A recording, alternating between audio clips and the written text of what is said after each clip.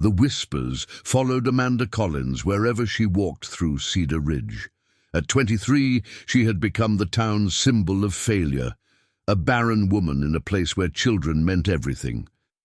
When the town council made their cruel decision to send her away to the isolated ranch of Matthew Harrison, a man they called cursed, nobody expected her to return. Nobody expected what she would bring back with her. This is the story of how mockery became a miracle and how two broken souls found wholeness in the most unexpected way. Before we jump back in, tell us where you're tuning in from. And if this story touches you, make sure you're subscribed, because tomorrow I've saved something extra special for you. The morning sun cast long shadows across the dusty main street of Cedar Ridge, Texas, as Amanda Collins swept the front steps of Henderson's General Store. It was 1882, and the small frontier town buzzed with the kind of activity that came with Saturday market day. Families streamed in from surrounding farms, their wagons loaded with goods to trade, and children who ran between the horses' legs with reckless abandon. Amanda paused in her sweeping to watch a young mother chase after her twin boys, both around 4 years old, their laughter echoing off the wooden storefronts. The woman's face glowed with that particular exhaustion that comes from chasing toddlers, but her eyes sparkled with unmistakable joy. When she caught the boys, she scooped them, up one in each arm, spinning them around until they shrieked with delight. Amanda Collins, you best mind your own business and get back to work. The sharp voice belonged to Mrs. Eleanor Henderson, the store owner's wife, whose pinched face seemed permanently fixed in disapproval. Eleanor emerged from the store, her black dress rustling as she positioned herself beside Amanda, following her gaze to the happy family. No sense in you watching what you'll never have, Eleanor continued, her words cutting through the morning air like a blade. The good Lord has his reasons for making some women barren, and it's not our place to question his wisdom. Amanda's knuckles whitened as she gripped the broom handle tighter. 3 years had passed since her marriage to Thomas Collins. 3 years of hoping, praying, and enduring the increasingly obvious disappointment in her husband's eyes. 3 years of visiting Dr. Patterson, who had finally delivered the devastating diagnosis that had sealed her fate in this unforgiving town. I know my place, Mrs. Henderson, Amanda replied quietly, returning to her sweeping with mechanical precision. The bristles scraped against the worn wooden boards, each stroke a rhythmic reminder of the mundane life that stretched endlessly before her. Eleanor snorted. Do you? Because watching you moon over other people's children suggests otherwise. You're 23 years old, Amanda. High time you accepted what you are and stopped filling your head with impossible dreams. The words stung, because they echoed the very thoughts that plagued Amanda's sleepless nights. In Cedar Ridge, a woman's worth was measured by her ability to bear children, to expand families, to populate the growing frontier with the next generation. Without that capability, she was seen as incomplete, defective, a burden rather than a blessing. As if summoned by Eleanor's harsh words, a group of women approached from across the street. Amanda recognized them immediately. Mrs. Sarah Martinez, who had 5 children and never let anyone forget it. Mrs. Rebecca Thompson, mother of 7 and the unofficial leader of the town's social hierarchy. And Mrs. Catherine Walsh, whose twin daughters were the pride of Cedar Ridge. Good morning, Amanda, Mrs. Thompson said with false sweetness, her voice carrying that particular tone reserved for addressing the pitied. How are you feeling today? You look a bit pale. Amanda had learned to recognize this opening gambit. It was never genuine concern, but rather the setup for what would follow, a conversation designed to highlight her failings while appearing to offer sympathy.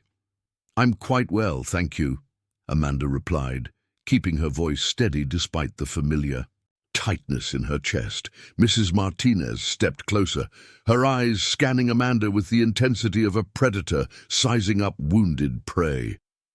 You know, my dear, I was just telling the other ladies at yesterday's quilting circle about that new herbal remedy I heard about from my sister in San Antonio. They say it can help women with difficulties. The pause before difficulties was deliberate, loaded with meaning that made Amanda's cheeks burn with shame. She had tried countless remedies, visited every doctor within 100 miles, and prayed until her knees were raw from kneeling on the chapel floor. Nothing had worked, and everyone in town knew it. "That's very kind of you to think of me," Amanda managed, though kindness had nothing to do with it. Mrs. Walsh, who had been silent until now, finally spoke up. "Of course, some things simply can't be fixed with herbs and prayers. Sometimes we must accept that we are as the Lord made us, flawed as that might be." Eleanor Henderson nodded approvingly. "Exactly what I've been telling her. There's no shame in accepting one's limitations, but there is shame in refusing to see them." Amanda felt the familiar weight of their judgment pressing down on her shoulders. These women, who had been her neighbors and acquaintances her entire life, had transformed into something far more cruel since her diagnosis. What had once been polite distance had evolved into open disdain, as if her infertility might be contagious. "Well," Mrs. Thompson said, adjusting her shawl with theatrical importance, "speaking of acceptance, I suppose you've heard about the town council's decision regarding your situation." Amanda's blood turned cold. She had not heard about any decision, and the smug expressions on the women's faces told her that whatever it was, it would not be in her favor. "What decision?" Amanda asked, though part of her dreaded the answer. Mrs. Martinez clapped her hands together with poorly concealed delight. "Oh my, she hasn't heard. How wonderful that we get to share the news." "The council met last night," Mrs. Thompson explained, drawing out each word for maximum impact. "They've been discussing the burden that you and Thomas have become on the community, a childless couple taking up valuable resources, occupying land that could support a growing family." Amanda's heart hammered against her ribs. "What are you saying?" "They've arranged a solution," Eleanor Henderson interjected with obvious satisfaction. "There's a man, Matthew Harrison, who owns a cattle ranch about 50 miles north of here. He's been looking for, well, let's call it a housekeeper, someone to manage his domestic needs." The euphemism hung in the air like a death sentence. Amanda understood immediately what they meant. Matthew Harrison needed a woman to cook, clean and warm his bed, while her husband Thomas would be free to find a wife who could give him the children he desperately wanted. "You can't be serious," Amanda whispered, her voice barely audible above the sounds of the busy street. Mrs. Walsh stepped forward, her expression a mockery of compassion. "It's really the most practical solution for everyone involved. Thomas can start fresh with someone who can fulfill a wife's true purpose, and you can make yourself useful in a situation where your limitations won't be quite so obvious." "The council has already spoken to Thomas," Mrs. Thompson added, delivering the final blow. "He's agreed to the arrangement. You leave on Monday morning." Amanda felt as though the ground had shifted beneath her feet. Her husband, the man who had promised to love and cherish her through sickness and health, had agreed to send her away. Like damaged goods, the betrayal cut deeper than all the town's mockery combined. "I see," Amanda said, her voice hollow with shock. "It really is for the best," Eleanor Henderson said with false sympathy. "Matthew Harrison is a good man, even if he is a bit strange. Lives all alone up there with just his cattle and horses. They say he's cursed, that any woman who gets too close to him meets with tragedy. His first wife died in childbirth along with the baby. The second wife ran off with a traveling salesman, but I'm sure you'll be different." The cruel irony wasn't lost on Amanda. They were sending the barren woman to the cursed man, as if two broken people might somehow cancel out each other's flaws. "When do I meet him?" Amanda asked, surprised by her own composure. "Monday morning, 8 o'clock sharp," Mrs. Thompson replied. "He'll be here with a wagon to collect you and whatever belongings you wish to bring. The council thought it best to handle the transition quickly, before the whole town starts gossiping about the arrangement." Before the town started gossiping. Amanda almost laughed at the absurdity. The gossip had started the moment Dr. Patterson delivered his diagnosis 3 years ago. Every conversation, every glance, every whispered comment had been building to this moment. As the women dispersed, clearly pleased with themselves for delivering such momentous news, Amanda stood alone on the steps of Henderson's general store. The broom remained in her hands, but she had forgotten to sweep. Around her, life in Cedar Ridge continued its normal rhythm. Children played, mothers called after them, merchants hawked their wares, and the world spun on as if her entire existence hadn't just been upended. That evening, Amanda sat in the small cabin she shared with Thomas, waiting for him to return from wherever he had been avoiding her all day. The silence stretched between them like an unbridgeable chasm. When he finally walked through the door, his guilt was written across his face in deep lines and shadowed eyes. "Amanda, I can explain," he began before she had even spoken. "Can you?" she asked, setting down her needlework with careful precision. "Can you explain how my husband agreed to send me away without even discussing it with me first?" Preparing and narrating this story took us a lot of time, so if you are enjoying it, subscribe to our channel. It means a lot to us. Now, back to the story. Thomas removed his hat and ran his fingers through his thinning brown hair. At 28, he looked older than his years, worn down by the disappointment of their childless marriage and the constant pressure from his own family to find a solution. "It's not forever," he said weakly. "Just until we can figure something else out." "What else is there to figure out, Thomas? I can't give you children. I can't be the wife you need or deserve. Isn't that what you told the council?" He flinched at her direct words. "I never said you weren't deserving. But Amanda, we can't go. On like this, the whole town watches us, judges us, whispers about us. My family keeps asking when we're going to give them grandchildren, and I don't know what to tell them anymore." Amanda studied the man she had married with such hope and love. He wasn't cruel by nature, just weak in the face of social pressure. In a different place at a different time, perhaps they could have found happiness together despite her inability to conceive. But Cedar Ridge was not a place that tolerated deviation from expected norms. "And you think sending me to live with a stranger will solve our problems?" she asked. "Matthew Harrison is a good man," Thomas said, echoing the council's words. "He needs help managing his ranch, and you need a place where people won't judge you for what you can't control. Maybe some distance will give us both perspectives." Perspective. Amanda repeated the word, as if tasting something bitter. "Is that what we're calling abandonment now?" Thomas's shoulders sagged with the weight of his choices. "I'm not abandoning you. I'm trying to find a solution that works for everyone. Everyone except me." They talked late into the night, but nothing Thomas said could change the fundamental reality. The decision had been made without her input, her fate sealed by men who saw her only as a problem to be solved, rather than a person with her own desires and dreams. Sunday passed in a blur of packing and final preparations. Amanda's entire life fit into 2 small trunks and a carpet bag. 23 years of existence were reduced to a few dresses, some books, her mother's jewelry, and the quilt her grandmother had made for her wedding. As she folded each item, she wondered if she would ever see her home again.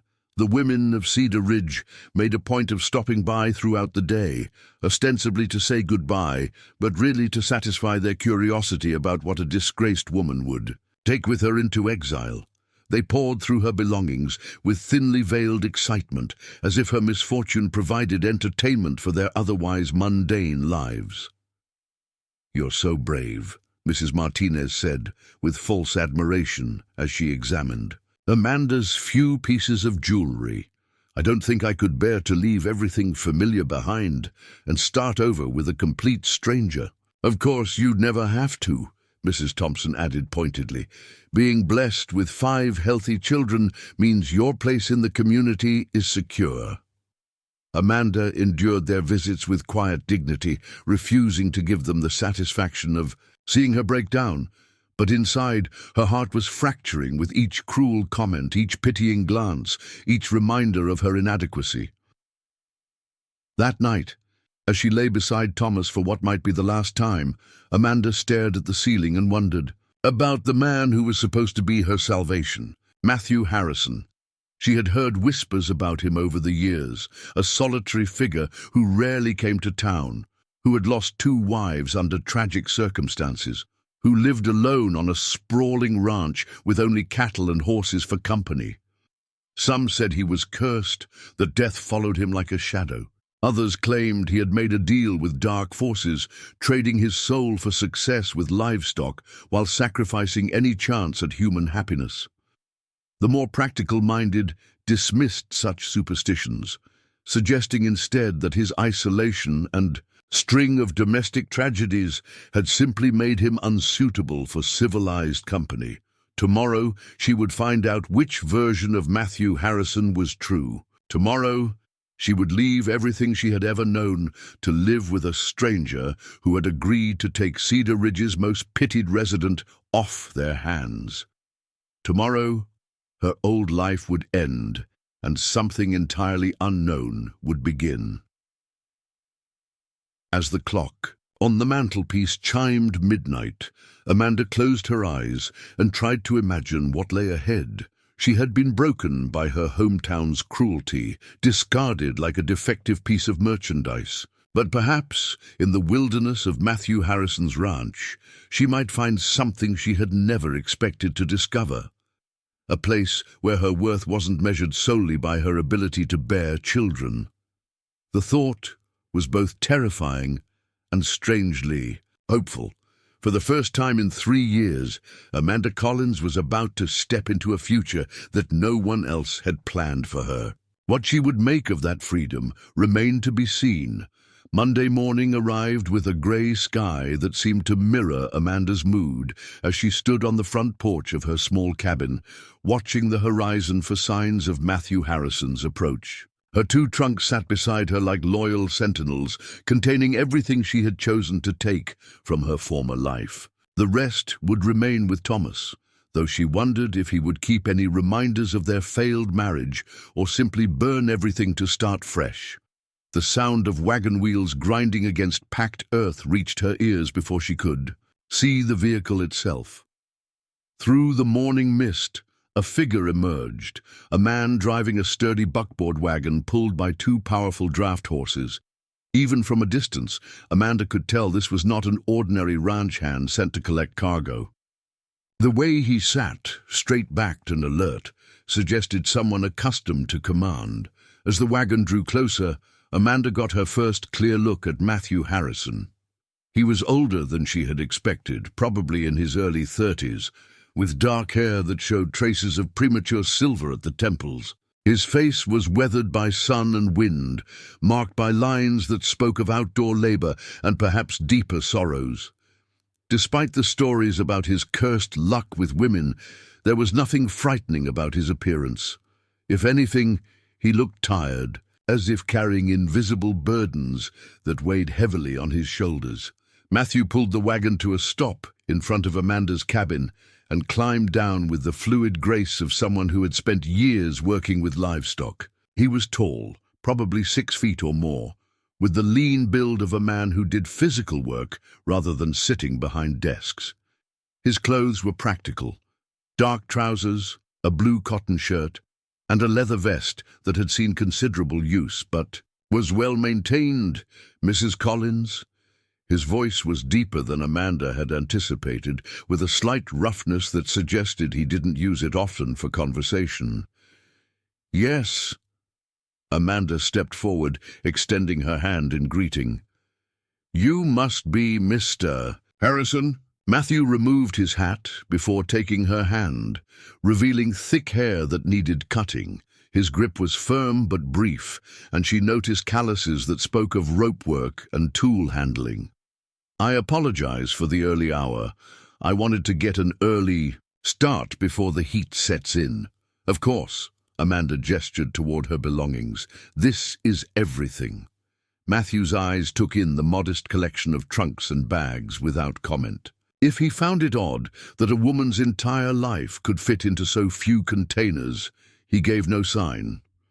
"I'll load these while you say your goodbyes." Amanda glanced back at the cabin where Thomas stood in the doorway, his expression unreadable. They had already said everything that needed to be said, though precious little of it had brought either of them comfort. "There's no need. I'm ready to leave." Something in her tone must have communicated the finality of her departure, because Matthew simply nodded and began loading her belongings into the wagon. His movements were efficient and careful, treating her possessions with a respect that no one in Cedar Ridge had shown her in years. As Matthew secured the last trunk, Thomas finally approached from the cabin. The two men studied each other for a moment, each taking the measure of the other. Thomas, shorter and softer from his work as a store clerk, looked diminished next to the rancher's solid presence. "Take care of her," Thomas said quietly, the words carrying more weight than his previous actions had suggested he felt. Matthew's expression remained neutral, but his voice held steel when he replied, "That's why I'm here." The simple statement hung in the air between them, loaded with implications about duty, responsibility, and the failure Thomas had already demonstrated. Without another word, Matthew helped Amanda onto the wagon seat, his touch polite but impersonal. As they pulled away from Cedar Ridge, Amanda forced herself not to look back. The town that had raised her, married her, and ultimately rejected her receded behind them, as the wagon rolled north toward Matthew Harrison's ranch and whatever fate awaited her there. For the first hour, they traveled in silence. The countryside rolled past them in waves of brown grass, dotted with occasional clusters of trees. It was late summer, and the heat was already building despite the early hour. Amanda found herself studying her companion from the corner of her eye, trying to understand the man who had agreed to take in Cedar Ridge's most unwanted resident. Matthew's attention seemed focused entirely on the road ahead and the behavior of his horses. His hands on the reins were steady and sure, and Amanda noticed that he spoke to the animals in low tones when guiding them around obstacles or encouraging them up steeper sections of the trail. There was a gentleness in his treatment of the horses that seemed at odds with the harsh stories she had heard about his cursed existence. "The town council told you about my situation?" Amanda finally asked, breaking the silence that had stretched between them. Matthew glanced at her briefly before returning his attention to the road. "They told me you needed a place to live, and I needed help managing a household. That seemed like enough information." His answer surprised her. She had expected him to know the details of her disgrace, the reasons why Cedar Ridge had been so eager to be rid of her. "They didn't mention why I need a place to live. It didn't seem like my business to ask." Matthew guided the horses around a fallen branch. "People's private affairs should stay private unless they choose to share them." The unexpected discretion in his response left Amanda momentarily speechless. After years of having her personal failures dissected by every busybody in town, the idea that someone might respect her privacy felt foreign. "Still," she continued, feeling compelled to offer some explanation, "you should know what you're taking on. I'm not exactly a prize that Cedar Ridge is reluctant to part with." Matthew's mouth quivered slightly, the first hint of expression she had seen from him.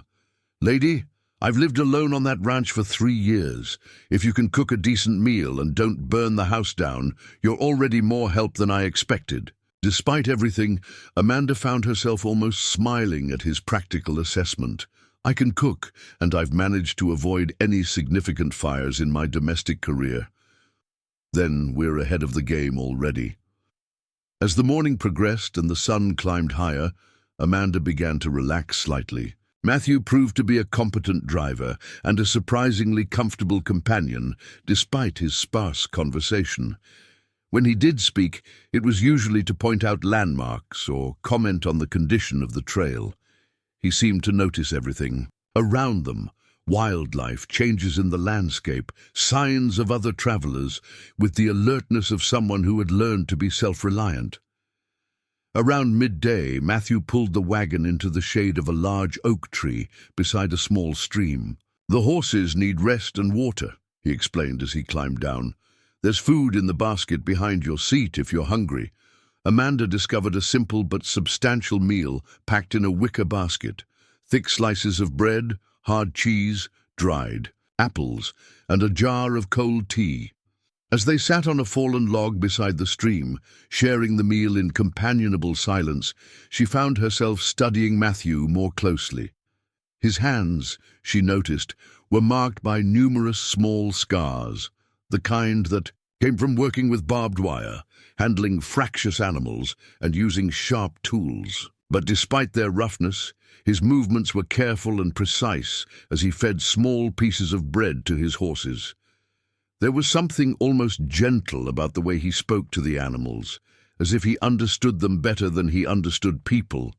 "How long have you had the ranch?" Amanda asked, as they prepared to continue their journey. "Bought it about 6 years ago," Matthew replied, checking the harness connections with practiced efficiency. "The previous owner couldn't make it work, but the land was good. I just needed someone willing to put in the effort." "And you were willing?" "Had to be. Wasn't much good at anything else after the war." The casual reference to military service explained some things about Matthew's bearing: the straight posture, the alert awareness of his surroundings, the economical way he moved and spoke. Amanda wondered what battles he had fought and what he had seen, but something in his tone discouraged further questions on the subject.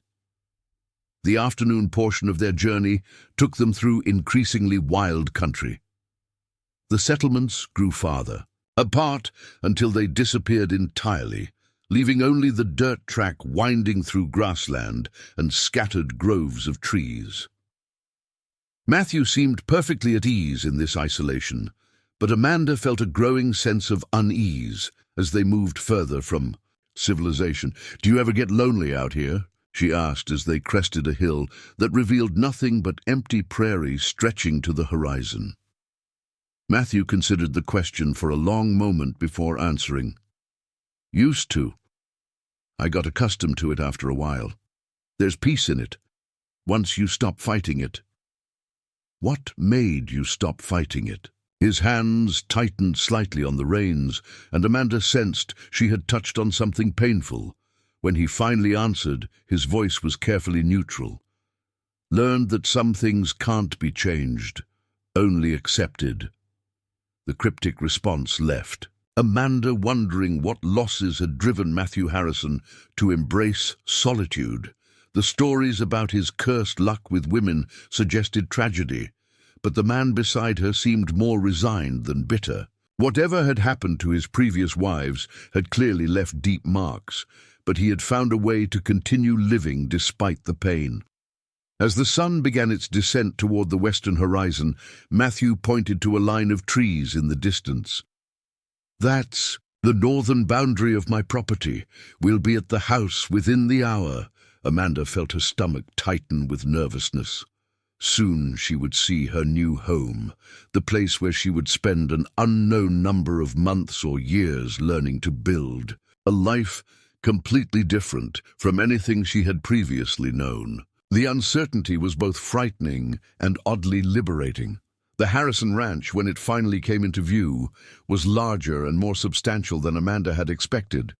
The main house was a solid 2-story structure built from local stone and timber, with a wraparound porch that suggested someone had planned for comfort as well as utility. Outbuildings dotted the surrounding area: a large barn, several smaller structures for equipment and feed, and corrals that currently held about a dozen horses. "It's beautiful," Amanda said, and meant it. The setting was isolated but not desolate, with the house positioned to take advantage of views across the rolling grassland, while being sheltered from the worst winds by a grove of mature trees. Matthew seemed pleased by her reaction. "I built most of it myself over the years, still adding improvements when time allows." As they approached the house, Amanda noticed details that spoke of careful planning and skilled craftsmanship. The porch was supported by hand-hewn posts, and the windows were larger than strictly necessary, suggesting someone who valued light and openness. Gardens on either side of the front steps showed signs of recent attention, though they were clearly maintained by someone more concerned with vegetables than flowers. Matthew pulled the wagon to a stop near the front porch and climbed down to help Amanda from her seat. As her feet touched solid ground after hours of travel, she felt a mixture of exhaustion and anticipation. This was the moment when her new life would truly begin. "I'll show you around inside, then we can figure out sleeping arrangements," Matthew said as he began unloading her belongings. "The house is bigger than I need, so there's plenty of room." Amanda followed him up the porch steps and through the front door into a spacious main room that served as both parlor and dining area. The furniture was simple but well made, with none of the feminine touches that might have been added by previous wives. Everything was functional and clean, suggesting that Matthew had been managing his own domestic needs with typical male practicality. "Kitchen's through there," he said, pointing to an archway that led to what appeared to be a well-appointed cooking area. "Bedrooms upstairs. I use the one at the front of the house. There are 2 others you can choose from." The casual way he mentioned the sleeping arrangements helped ease some of Amanda's nervousness about the potentially awkward aspects of their situation. Clearly, Matthew Harrison was not expecting anything beyond the household help he had requested. Amanda explored her new surroundings. She began to see possibilities she hadn't anticipated. The house was well built and comfortable. The setting was genuinely beautiful, and her companion seemed to be a decent man who would respect her privacy and dignity. After years of living under the critical gaze of Cedar Ridge's social arbiters, the prospect of managing a household without constant judgment felt almost luxurious.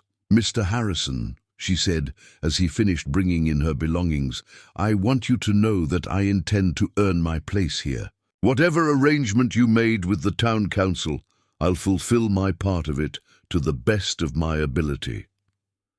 Matthew paused in his work and looked at her directly for the first time since their initial meeting. His eyes were brown, she noticed, with gold flecks that caught the afternoon light streaming through the windows. "Mrs. Collins, I don't know what your situation was back in Cedar Ridge, and I don't need to know. What I do know is that you're here now, and this is your home for as long as you want it to be. The past doesn't have to follow you here unless you let it."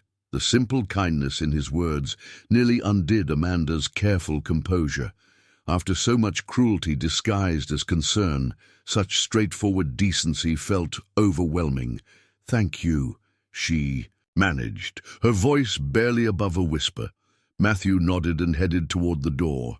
"I'll leave you to get settled. Supper's usually around 7 if you're inclined to cook, but there's bread and preserves in the kitchen if you'd rather keep. Things simple tonight?" As the door closed behind him, Amanda found herself alone in her new home, surrounded by the echoes of possibilities she was only beginning to imagine. For the first time in 3 years, she was in a place where her value would be measured by her actions rather than her ability to bear children. The thought was both terrifying and wonderful. Outside, she could hear Matthew talking to his horses as he unhitched them from the wagon, his voice carrying the same gentle tone she had noticed. Throughout their journey, whatever tragedies had shaped his past, they hadn't destroyed his capacity for kindness. Perhaps in this isolated place where neither of them had to live up to others' expectations, they might both find a kind of peace that had eluded them in their previous lives. Amanda climbed the stairs to choose her bedroom, her footsteps echoing in the quiet house, and began to imagine what tomorrow might bring. The first week at Harrison Ranch passed like a carefully choreographed dance between two people learning each other's rhythms. Amanda rose before dawn each morning to the sound of Matthew's boots on the kitchen floor below, the clink of the coffee pot, and the soft murmur of his voice as he spoke to the ranch dogs that had appeared the second day of her residence. By the time she dressed and made her way downstairs, he would already be heading out to tend the cattle, leaving behind the lingering scent of coffee and leather. Amanda threw herself into establishing order in the household with an intensity that surprised even her. The kitchen became her domain, where she reorganized shelves, scrubbed surfaces until they gleamed, and began planning meals that went far beyond the simple fare Matthew had been preparing for himself.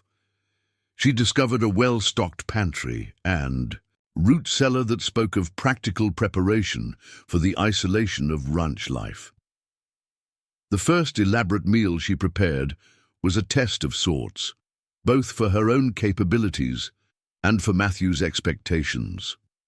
She spent the afternoon preparing pot roast with vegetables from the kitchen garden, fresh bread that filled the house with yeast and warmth, and apple pie made from fruit she found in the small orchard behind the barn. When Matthew returned that evening, dusty and tired from a day of mending fences in the far pasture, he stopped in the doorway of the kitchen and simply stared. "Something wrong?" Amanda asked, suddenly uncertain. Perhaps she had overstepped, made too many assumptions about what would be welcome. Matthew removed his hat and ran a hand through his hair, leaving it standing at odd angles. "No, ma'am, just haven't smelled anything like this in my house for a long time." They ate dinner at the kitchen table rather than the formal dining room, and Amanda watched Matthew's face as he tasted her cooking. His expressions were subtle but genuine, raised eyebrows at the seasoning on the vegetables, a slight nod of approval at the tenderness of the meat, and what might have been actual pleasure when he tried the apple pie. "This is fine cooking, Mrs. Collins," he said finally, "better than I've had since my mother was alive." The compliment was simple, but carried weight coming from a man who seemed to measure his words carefully. Amanda felt a warm glow of satisfaction that had nothing to do with pride and everything to do with purpose. For the first time in years, her efforts were being appreciated rather than judged inadequate. As the days passed, their interactions developed a comfortable pattern. Matthew would share information about the ranch operations during their evening meals, which pastures needed attention, what weather was expected, plans for upcoming cattle drives. Amanda began to understand that he wasn't just making conversation, but including her in the larger picture of ranch life, treating her like a partner rather than merely hired help. "The stream in the south pasture is running lower than usual," Matthew mentioned one evening as Amanda served him a second helping of cornbread. "Might need to move the herd closer to the main water source if we don't get rain soon." "How many heads do you run?" Amanda asked, genuinely curious about the operation that would now support them both. "About 200 right now, planning to increase that number next spring if the market stays strong." Matthew paused, seeming to consider whether to continue. "Been thinking about adding some horses to the operation too. Good money in breeding stock if you know what you're doing." "Do you? Know what you're doing with horses, I mean?" Matthew's mouth quivered in what was becoming a familiar, almost smile. "Learned from the cavalry. They have strong opinions about what makes a good mount." These glimpses into Matthew's military service intrigued Amanda, but she had learned not to press for details. He shared information when he chose to, and pushing for more seemed to make him retreat into himself. Instead, she found herself looking forward to these evening conversations, the way he seemed to value her opinions and include her in his planning. On her 8th day at the ranch, Amanda encountered her first real challenge. She had decided to tackle the neglected flower beds that flanked the front porch, reasoning that a bit of beauty wouldn't hurt the stark practicality of ranch life. Armed with tools she found in the barn, she spent the morning pulling weeds and trying to determine which struggling plants might be worth saving. She was absorbed in her work when the sound of approaching horses drew her attention. 3 riders were coming up the main track at an easy pace, and something about their posture suggested they were not merely passing through. Amanda brushed the dirt from her hands and stood, uncertain whether she should call for Matthew or handle whatever. This was herself. The riders pulled up near the porch, and Amanda immediately understood why Matthew might prefer his isolation. The lead rider was a large man with small, calculating eyes and a smile that never reached them. His companions flanked him like bodyguards, their hands resting casually near their weapons in a way that was clearly meant to be noticed. Well, the leader said, his gaze raking over Amanda with obvious appreciation. Matthew Harrison's been holding out on us boys. Didn't mention he'd acquired such a lovely company. Mr. Harrison isn't here at the moment, Amanda replied, keeping her voice steady despite the unease these men inspired. Can I help you with something? Oh, I'm sure you could help with all sorts of things, the man said with a laugh that made Amanda's skin crawl. Name's Jake Morrison. I run cattle in the area, and Harrison and I have had some disagreements about property boundaries. Amanda had heard Matthew mention Morrison's name, always with a tone that suggested trouble. Now she understood why. Everything about Jake Morrison radiated the kind of aggressive masculinity that solved problems with intimidation rather than discussion. Perhaps you could return when Mr. Harrison is available, Amanda suggested, taking a step closer to the porch where she might be able to reach the rifle Matthew kept just inside the front door. Now, that's not very neighborly, Morrison said, dismounting from his horse with deliberate slowness. Seems like Harrison's gotten himself a real prize here. Tell me, sweetheart, are you in a permanent arrangement or just passing through? The crude implication in his words made Amanda's cheeks burn with anger rather than embarrassment. I believe this conversation is over, Mr. Morrison. Is it now? Morrison stepped closer, and Amanda could smell whiskey on his breath despite the early hour. See, I'm curious about what kind of woman ends up at Matthew Harrison's place. Man's got a reputation for bad luck with wives, you know. It might be safer to consider other options. Before Amanda could respond, the sound of galloping hooves announced Matthew's arrival. He appeared around the corner of the barn at full speed, having obviously spotted the unwelcome visitors from a distance.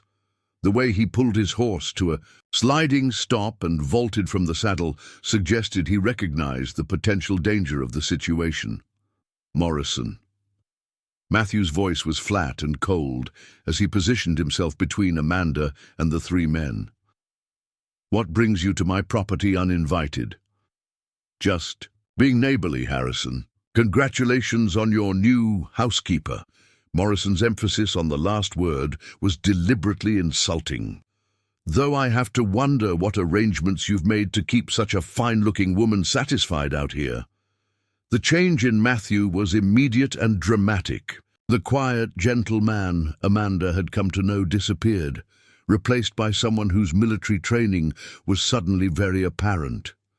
His stance shifted to something that looked casual, but was clearly ready for violence, and his voice dropped to a tone that carried unmistakable menace. You'll apologize to Mrs. Collins for your disrespect, and then you'll leave my property. Morrison laughed, but there was nervousness in it now. Or what, Harrison? You'll hide behind that woman's skirts like you've been hiding behind your fence lines? I'll give you exactly 10 seconds to mount your horse and ride out, Matthew replied, his hand moving to rest on the butt of his revolver. After that, I'll consider you a threat to my household and respond accordingly. The 2 other riders were already reaching for their reins, clearly uncomfortable with how quickly the situation was escalating. Morrison looked around and seemed to realize that his intimidation tactics weren't working on Matthew Harrison the way they might on other men. "This isn't over, Harrison," Morrison said as he swung back into his saddle. "That water rights dispute is going to court, and when I win, you'll find out what it means to cross Jake Morrison." "Looking forward to it," Matthew replied, not moving from his protective position until all three riders were well down the track. When they were finally alone, Matthew turned to Amanda with concern written across his features. "Did they hurt you? Threaten you?" "No," Amanda said, though her hands were still shaking slightly from the encounter. "Just unpleasant suggestions and implied threats. Nothing I couldn't handle." Matthew's expression suggested he disagreed with her assessment, but he didn't argue the point. "Morrison's been trying to claim water rights on my property for 2 years. He's the kind of man who thinks intimidation works better than law. And does it? Work is better than law, I mean. Not with me." Matthew's voice carried absolute certainty. "And not when it comes to protecting what's mine." The possessive pronoun caught Amanda's attention, and she found herself wondering exactly what Matthew considered his to protect. The ranch, certainly, and his livestock. But did that category now include her as well? The thought was both unsettling and oddly comforting. That evening, as they shared another meal in the comfortable kitchen, Matthew brought up the subject again. "I want you to understand something about Morrison and men like him," he said, his tone serious. "They respect strength and exploit weakness. If you ever find yourself alone with him again, don't try to be polite or accommodating. Be direct, be firm, and don't hesitate to defend yourself if necessary." "I'm not sure I would know how to defend myself against 3 armed men," Amanda admitted. Matthew studied her for a moment, then nodded as if reaching a decision. "Tomorrow, I'll start teaching you to shoot properly. Every person living on a ranch should know how to handle firearms, especially someone who might be alone during the day." The idea of learning to shoot was both exciting and intimidating. Amanda had never considered herself the type of woman who would carry weapons. But then again, she had never imagined herself living on an isolated ranch with a man who had such dangerous enemies. Over the following days, their daily routines expanded to include shooting lessons in the late afternoon when Matthew returned from his work on the range. He proved to be a patient and thorough instructor, starting with basic gun safety and gradually working up to target practice using tin cans set up behind the barn. "Don't jerk the trigger," Matthew said, standing close behind her as she aimed. "The rifle at their improvised targets. Squeeze it smooth and steady, like you're picking a ripe apple." Amanda was intensely aware of his proximity during these lessons, the way his voice rumbled close to her ear when he offered corrections, the steadiness of his hands when he adjusted her grip on the weapon. There was nothing inappropriate about his instruction, but she found herself looking forward to these sessions with an anticipation that had little to do with learning marksmanship. "Better," Matthew said after Amanda successfully hit 3 cans in a row. "You're getting the feel for it." "It's not as difficult as I expected," Amanda replied, lowering the rifle and turning to face him. For a moment they stood closer than was strictly necessary, and she caught a hint of something in his expression that made her pulse quicken. "Most things aren't once you stop being afraid of them," Matthew said quietly, and Amanda had the distinct impression that he wasn't talking only about shooting. The moment stretched between them, charged with possibilities that neither seemed quite ready to acknowledge. Then Matthew stepped back, clearing his throat and reaching for the rifle. "That's enough for today. You did well." As they walked back to the house in the gathering twilight, Amanda found herself stealing glances at her companion.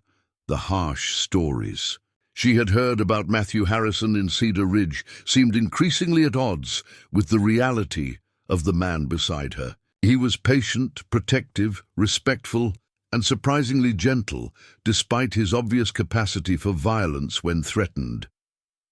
More disturbing was her growing awareness that her feelings toward Matthew were shifting from gratitude to something far more complicated. She caught herself studying the way his hands moved when he worked, noticing the rare smiles that transformed his weathered features, and looking forward to their evening conversations with an eagerness that had nothing to do with politeness. These developing feelings frightened her. She had come to Harrison Ranch as damaged goods, a woman whose failure to fulfill her most basic function had made her unwanted in civilized society. The last thing Matthew Harrison needed was the complication of a woman who couldn't give him the children that seemed to be every man's ultimate goal. But as she prepared dinner that evening, humming softly as she worked, Amanda couldn't deny the growing sense that she had found something at Harrison Ranch that she hadn't even known she was looking for. Whether it was simply peace or something more dangerous like hope remained to be seen. Outside, she could hear Matthew talking to his horses as he settled them for the night, his voice carrying that familiar gentle tone that seemed to transform everything it touched. Perhaps, Amanda thought as she set the table for two, some foundations were worth building on, even if you couldn't see exactly where they might lead. 3 weeks into October, the first hard frost arrived at Harrison Ranch, painting the world in crystalline beauty and signaling the approach of winter's harsh reality. Amanda woke to find ice flowers blooming across her bedroom window and the sound of Matthew chopping wood in the pre-dawn darkness. She dressed quickly and made her way downstairs to find the kitchen already warm from the stove he had stoked. Before beginning his outdoor work, as she prepared breakfast, Amanda watched through the window as Matthew split logs with rhythmic precision. His breath created small clouds in the frigid air, and she found herself noticing the way his shoulders moved beneath his heavy coat, the efficiency of motion that spoke of years spent preparing for winter's demands. When he finally came inside, his cheeks were ruddy from the cold, and his eyes bright with the satisfaction of necessary work completed. "Going to be a cold one," he said, hanging his coat on the peg by the door and moving to the stove to warm his hands. "The temperature dropped 20 degrees overnight. I noticed. The water in my wash basin had ice on it this morning." Amanda poured coffee into his favorite mug, a thick ceramic piece with a chip on the handle that he seemed particularly attached to. "Is the house prepared for real winter weather?" Matthew accepted the coffee with a grateful nod. "Well enough. I'll need to check the root cellar and make sure we have sufficient supplies laid in. Winter can be unpredictable out here. Sometimes the snows come early and stay late." The casual use of "we" in planning for the months ahead sent a warm flutter through Amanda's chest. Over the past month, such references had become more frequent, suggesting that Matthew no longer thought of her presence as temporary. The realization filled her with both pleasure and a growing anxiety about the conversation they seemed to be avoiding. After breakfast, Matthew announced his intention to ride out to the winter pasture where he kept his breeding stock, a journey that would take most of the day. Amanda used his absence to tackle a project she'd been contemplating since her arrival, organizing the small library that occupied one corner of the main room. The books revealed unexpected depths to Matthew's character. Alongside practical volumes on animal husbandry and ranch management, she found works of philosophy, several volumes of poetry, and a surprising number of novels that suggested a man who valued the life of the mind as much as physical capability. Many showed signs of repeated reading, with passages marked in pencil and margins filled with notes in Matthew's careful handwriting. She was absorbed in cataloguing the collection when she discovered a leather-bound journal wedged between 2 volumes of Shakespeare. The journal fell open in her hands, revealing pages covered with Matthew's distinctive script. Before she could close it and return it to its place, her eyes caught a date from 2 years earlier, and words that made her Freeze, October 15th, 1880. Elizabeth buried today. Doc said it was childbed fever, but I know the truth. This place kills the women who try to love me. Sarah warned me before she left, saying I was cursed to walk alone. Maybe she was right. Maybe some men aren't meant to have families. Amanda's hands trembled as she realized she was holding Matthew's private thoughts, his deepest sorrows laid bare in ink and pain. She knew she should close the journal immediately, but the raw emotion in those few lines held her captive. Here was the source of the stories about Matthew's cursed luck with women, not supernatural forces, but a man's crushing guilt over losses beyond his control. She was still holding the journal when the sound of hooves announced Matthew's early return. Panicking, she quickly closed the book and attempted to slide it back into its place among the other volumes. But her nervous fumbling sent several books cascading to the floor just as Matthew entered through the front door. Amanda? Matthew's voice carried concern as he took in the scattered books and her obviously distressed state. What happened? I'm sorry, Amanda said quickly, dropping to her knees to gather the fallen volumes. I was organizing the books and I didn't mean to... Matthew knelt beside her, his hands covering hers to still their frantic movement. It's all right. Books can be picked up. But you're shaking. What's wrong? Amanda looked up into his concerned brown eyes and felt her carefully maintained composure crumble. The weight of her own secrets, combined with the glimpse into his private pain, overwhelmed her ability to maintain the polite distance they had both been preserving. I saw your journal, she whispered. It fell open and I saw what you wrote about Elizabeth, about thinking you're cursed. I'm so sorry, Matthew. I never should have seen that. Matthew's face went completely still, but he didn't pull his hands away from hers. When he finally spoke, his voice was carefully controlled. What exactly did you read? Just a few lines about the day you buried her. Thinking about this place kills women who try to love you. Amanda's voice broke on the last words. Oh, Matthew, you can't truly believe that. For a long moment Matthew said nothing. Then he sat back on his heels and ran a hand through his hair, a gesture Amanda had come to recognize as a sign of deep internal struggle. Elizabeth was 19 when I married. He said finally, his voice distant with memory. Sweet girl from a good family in San Antonio. Her father thought a ranch would be a fine place for her to raise children and live a quiet life. Amanda remained silent, sensing that this was a story Matthew needed to tell in his own way and time. She was pregnant within 3 months of our wedding, happy as I'd ever seen anyone be, planning nurseries and sewing baby clothes. She used to sit right there by the window in the evenings, working on tiny blankets and singing to herself. Matthew's eyes found the spot he mentioned, as if he could still see Elizabeth's ghost sitting in the fading light. What happened? Amanda asked softly. Baby came early, in the middle of a February blizzard. Closest doctor was in town, but the roads were impassable. I tried to help her myself, but Matthew's voice cracked slightly. I lost them both, Elizabeth and our son. The raw pain in his confession made Amanda's chest ache with sympathy. She could picture him, alone in this isolated house, trying desperately to save his wife and child while winter raged outside. That wasn't your fault, Matthew. Childbirth is dangerous, even with the best medical care available. Maybe not the first time, Matthew continued, his tone growing harder, but I should have learned my lesson.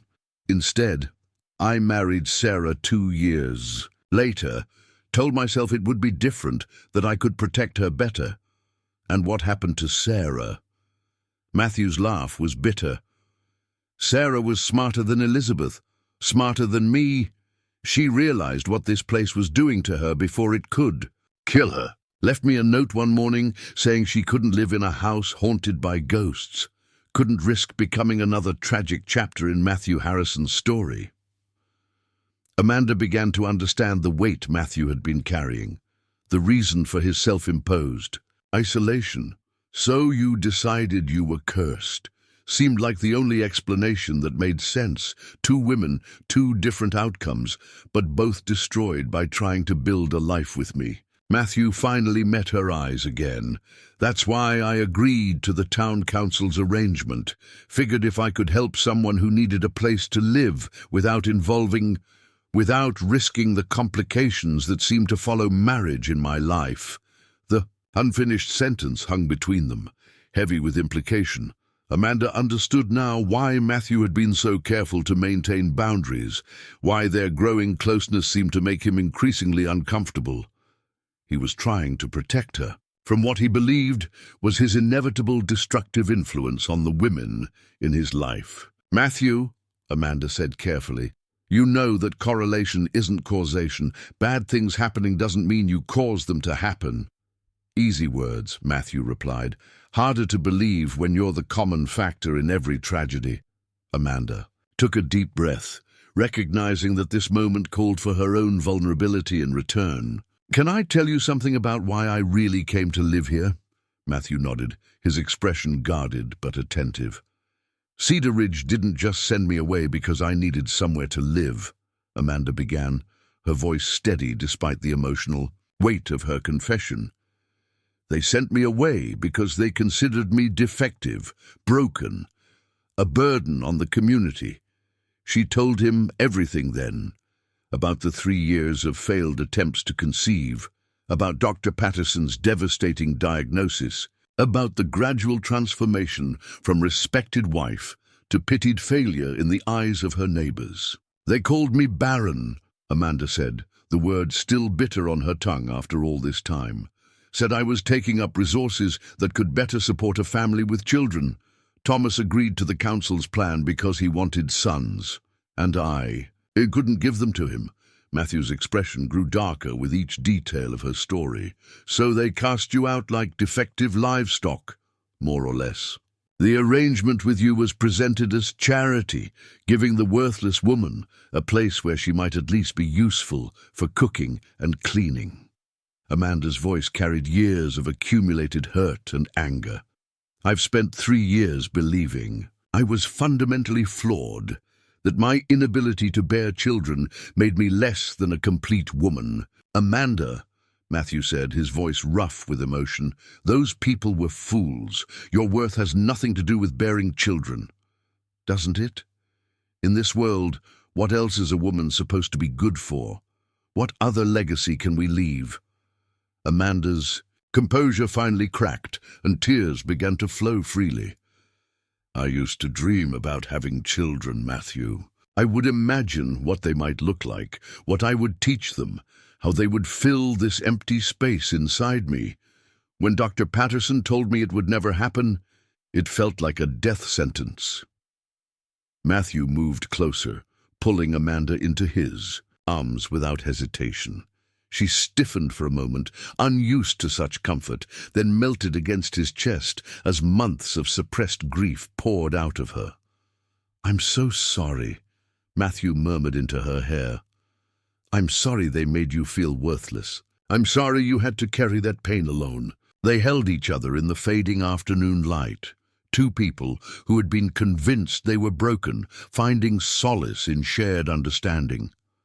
Amanda felt something shift inside her, a loosening of the tight knot of shame and self-doubt that had lived in her chest for 3 years. When her tears finally subsided, Amanda pulled back slightly to look at Matthew's face. We're quite a pair, aren't we? The cursed man and the barren woman. Maybe that's exactly why we fit, Matthew said softly. Maybe we're the only people who can understand what the other has been through. As evening approached, they prepared dinner together in comfortable silence, both processing the emotional revelations of the afternoon. The kitchen felt different now, warmer somehow, charged with the intimacy that comes from sharing deepest truths. Matthew, Amanda said as they sat down to eat, I want you to know that I don't believe you're cursed. What happened to Elizabeth was tragic, but it wasn't your fault. What happened with Sarah was her choice, not evidence of your malevolent influence. And I want you to know, Matthew replied, that I've never seen you as defective or worthless. From that first day when you stood up to Morrison, I've seen strength and dignity and grace. If the people in Cedar Ridge couldn't recognize your value, that says something about them, not about you. They ate their meal in contemplative quiet, both aware that something fundamental had changed between them. The careful boundaries they had maintained were dissolving, replaced by an understanding that went deeper than mere companionship. Later that evening, as Amanda prepared to retire to her room, Matthew caught her hand at the bottom of the stairs. "Amanda," he said, his voice uncertain, "I need you to know that having you here it's been the best thing to happen to me in years. I don't want you to think that sharing my story changes anything between us.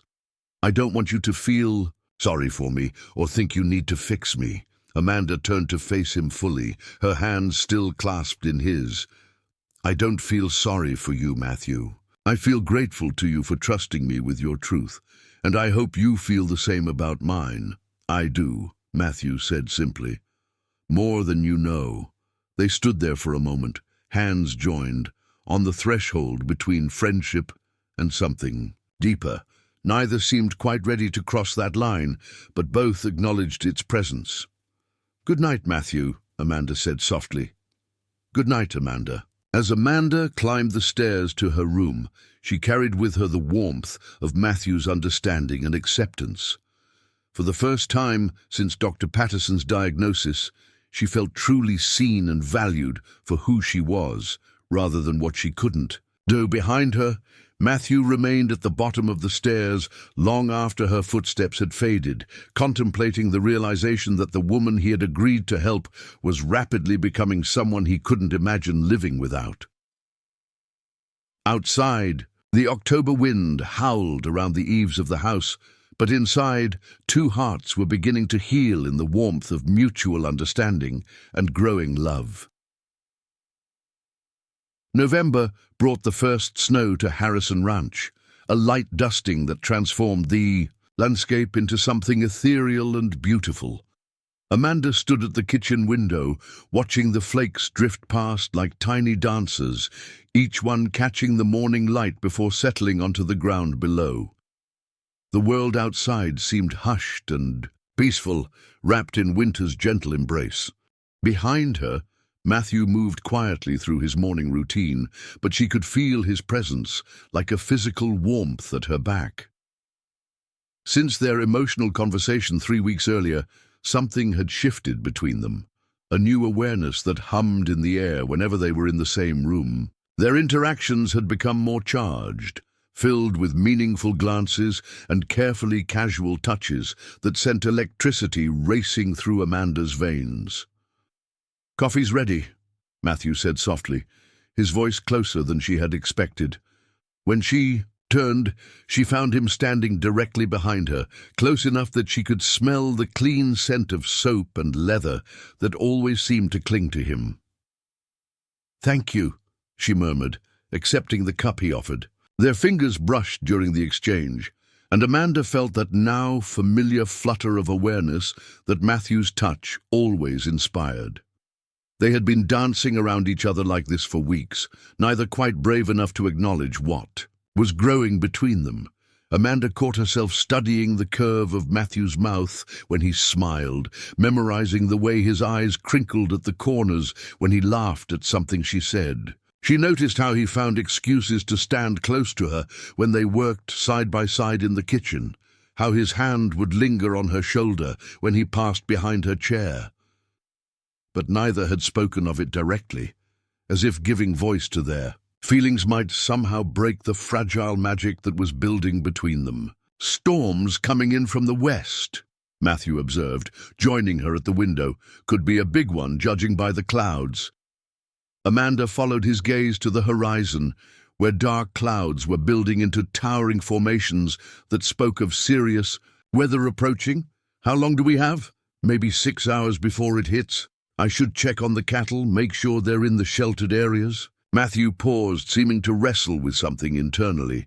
"Amanda, if this storm is as bad as it looks, we might be snowed in for several days." The implication hung between them. Several days alone together in the house with winter weather, creating an intimacy that their careful boundaries might not survive. Amanda felt her pulse quicken at the thought. "I understand," she said quietly. "We'll manage." Matthew nodded, but his eyes held a question that made Amanda's breath catch. Then he stepped back, breaking the spell that had woven itself around them. "I'll be back before the storm hits," he promised, reaching for his heavy coat. After Matthew left, Amanda threw herself into storm preparations with nervous energy. She checked their food supplies, gathered extra firewood from the pile outside the kitchen door, and filled every available container with water in case the well froze. But beneath the practical activity, her mind churned with thoughts of what these coming days might bring. The storm arrived with the fury of a living thing, howling around the house like a beast seeking entry. By late afternoon, snow was falling so heavily that Amanda could barely see the barn from the kitchen window. The wind drove the flakes sideways, creating drifts that climbed steadily against the walls of the house. Matthew returned just as the worst of it began, bursting through the front door with snow coating his hat and shoulders. He shook himself, like a dog, sending ice crystals scattering across the floor. "Made it just in time," he said, hanging his coat by the fire to dry. "Cattle are settled in the drawer where the trees will break the wind. Should be fine unless this keeps up for days." "How long do storms like this usually last?" Amanda asked, ladling hot soup into bowls for their dinner. "Could be anywhere from one night to a week," Matthew replied, settling into his usual chair. At the kitchen table, "Depends on how the wind patterns develop." They ate their meal listening to the storm rage outside, the house creaking slightly under the assault of wind and snow. The sounds only emphasized how isolated they were, how completely cut off from the rest of the world. Amanda found herself hyper-aware of every movement Matthew made, every glance he sent in her direction. As the evening progressed, they retreated to the main room where Matthew had built a large fire in the stone fireplace. Amanda settled onto the sofa with her mending, while Matthew sat in his reading chair with a book of poetry, but neither seemed able to concentrate on their tasks. The air between them felt charged with unspoken possibilities. "Amanda," Matthew said suddenly, closing his book and looking directly at her, "there's something I need to tell you." Amanda set down her needlework, her heart beginning to race at the serious tone in his voice. "What is it?" Matthew rose from his chair and moved to stand before the fire, his silhouette dark against the flickering flames. "These past few weeks, since we talked about what we've both been through, I've been doing a lot of thinking." "About what?" "About what it means to be alive versus just surviving." Matthew turned to face her, his expression intense. "For 3 years I've been surviving, going through the motions, tending the ranch, avoiding anything that might lead to caring too much. But having you here, watching you bring life back to this house, seeing you find joy in simple things, it's made me realize I want more than just survival." Amanda's breath caught in her throat. "Matthew, let me finish," he said gently. "I know what we agreed when you came here. I know the arrangement was supposed to be practical, nothing more, but I can't pretend anymore that what I feel for you is just gratitude or friendship." He moved to kneel before her chair, taking her hands in his larger ones. "I'm falling in love with you, Amanda.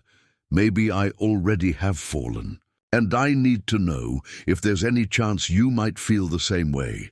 Amanda stared into his earnest brown eyes, seeing hope and fear warring in their depths. This was the moment she had been both longing for and dreading, when the careful distance they had maintained would either dissolve into something beautiful or shatter completely. "I'm scared," she whispered. "Of me? Of this? Of hoping for something I might not be able to have." Amanda's voice trembled with emotion. "Matthew, I can't give you children. I can't be the wife who expands your family and carries on your name. If you're looking for that kind of future, Matthew's hands tightened around hers. "Amanda, look at me. Really look at me." She met his gaze, seeing nothing but sincerity and growing passion in his expression. "I don't need children to make my life complete," Matthew said firmly. "I need you. Your laughter, your strength, the way you've made this house feel like a home instead of just a place I sleep. If children come somehow, someday, that would be a blessing. But if they don't, having you beside me would be a blessing enough for any lifetime." Tears sprang to Amanda's eyes. "How can you say that? Every man wants sons." "Not every man. Not me. Not if it means losing you."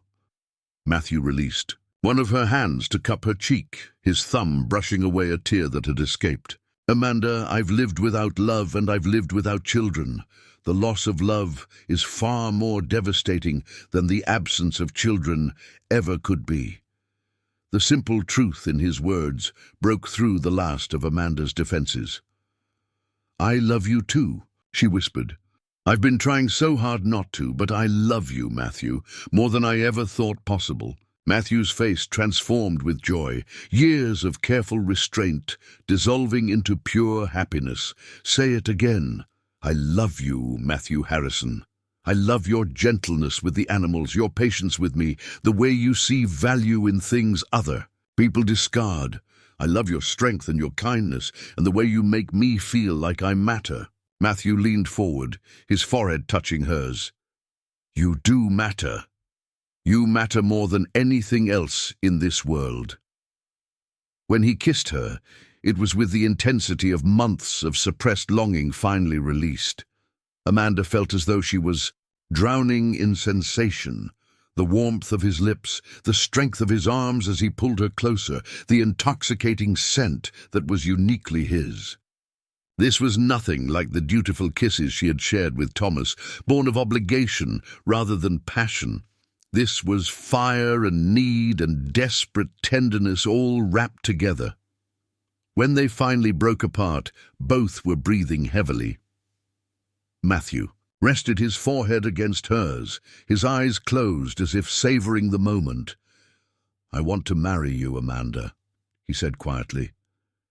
"Not because of any arrangement or practical consideration, but because I love you, and I want to spend the rest of my life proving it to you every day." Amanda's heart soared at his words, but practical concerns intruded on her joy.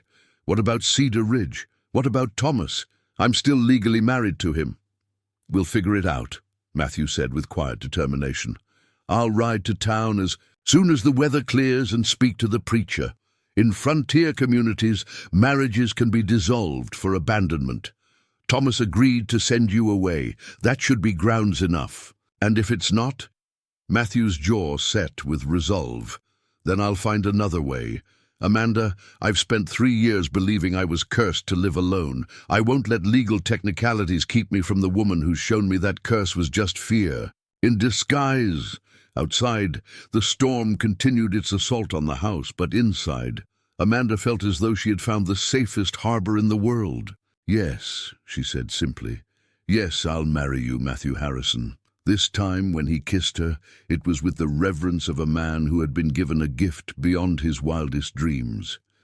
Amanda melted into his embrace, finally allowing herself to believe that she had found not just shelter, but home. They spent the rest of the evening talking about their future, sharing dreams they had both thought impossible. Matthew spoke of expanding the ranch, of building something lasting that they could be proud of together. Amanda shared her ideas for gardens and improvements to the house, for creating a place of beauty as well as practicality. "I want to build you a proper greenhouse," Matthew said, as they sat curled together on the sofa. "Somewhere you can grow flowers and vegetables year-round, where you can have beauty even in the middle of winter." "That sounds wonderful," Amanda replied, her head resting on his shoulder, "though I'm happy just having you." As the fire died down to glowing embers and the storm began to abate outside, they made their way upstairs together for the first time. At the door to Amanda's room, Matthew paused. "I don't want to assume anything," he said carefully. I can. Wait until we're properly married if you'd prefer. Amanda looked up at the man who had offered her unconditional love and acceptance, who had shown her that her worth wasn't tied to her ability to bear children, who had risked his own carefully, guarded heart to give her a future she had never dared dream of. I don't want to wait, she said softly. I've waited long enough for happiness. Matthew's eyes darkened with desire and love combined. Are you certain? I've never been more certain of anything in my life. That night, as snow continued to fall, softly outside her bedroom window, Amanda discovered what it meant to be truly cherished by a man who loved her, not for what she could give him, but for who she was. In Matthew's arms, she finally understood that she had never been broken. She had simply been waiting for the right person to show her how perfectly whole she already was. The storm raged for 3 more days, but neither Amanda nor Matthew minded. Being snowed in, they used the time to plan their future, to share stories from their pasts, and to begin building the foundation of a marriage based on love rather than convenience or social expectation. On the 4th morning, Amanda woke to brilliant sunshine streaming through the windows and the sound of snow beginning to melt from the eaves. Spring seemed impossibly far away, but she knew now that she would face whatever seasons came with Matthew beside her. The leap of faith they had taken together would transform not just their own lives, but everything that was to come. Neither could have imagined just how dramatically their courage to love despite past pain would change their destiny. Spring arrived at Harrison Ranch with explosive force, as if nature herself was celebrating the transformation that love had wrought in the lives of Matthew and Amanda. The snow melted in rushing torrents that filled the creek beds to overflowing. Wildflowers carpeted the meadows in brilliant colors, and the air itself seemed to vibrate with new life and possibility. Amanda stood in the kitchen garden she had, expanded threefold, her hands dirty from planting, and her face glowing with satisfaction as she surveyed neat rows of vegetables and herbs. The greenhouse Matthew had built for her over the winter months stood nearby, its glass panels catching the morning sun like a jewel set into the landscape. Inside, tomato seedlings and delicate flowers thrived under her careful attention, proof that even in the harsh frontier environment, beauty and abundance could flourish with the right care.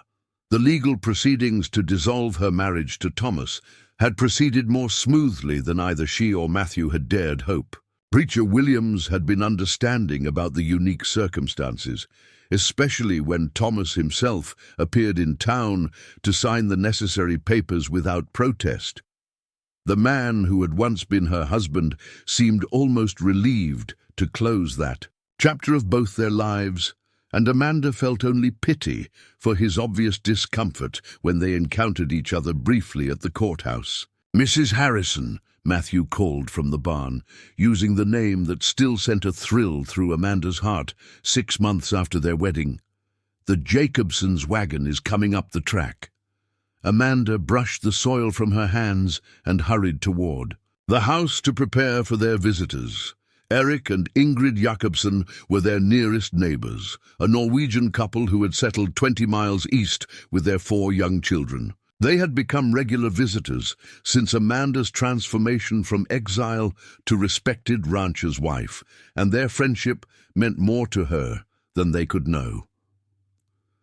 The Jacobsen wagon rolled into the yard with its usual chaos of children and dogs, and various farm implements tied to the sides. Eric jumped down first, his weathered face creasing into a smile as he spotted Matthew emerging from the barn. "Matthew, my friend," Eric called in his heavily accented English. "Good day for visiting, yes?" "Always a good day when the Jacobsons don't come calling," Matthew replied, shaking Eric's hand warmly before helping Ingrid down from the wagon seat.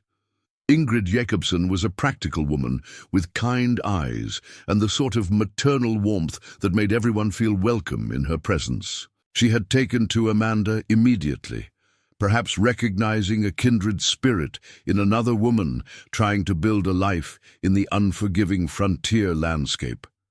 "Amanda, dear," Ingrid said, embracing her warmly. "You look wonderful. Marriage suits you." "Well, thank you, Ingrid. Come inside. I have fresh bread and coffee ready." As they gathered around the kitchen table, the Jacobson children, ranging in age from 6 to 14, scattered throughout the house and yard to explore and play. Amanda watched them with the complex mixture of wistfulness and contentment that had replaced her old bitter envy.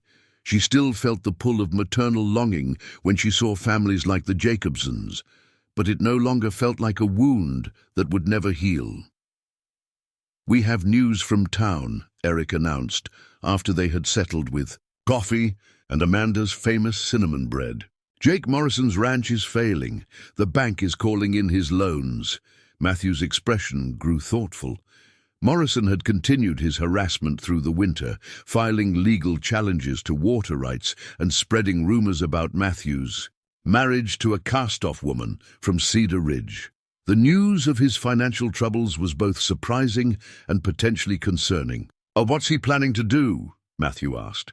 "Nobody knows for certain," Ingrid replied, lowering her voice, as if Morrison might somehow overhear.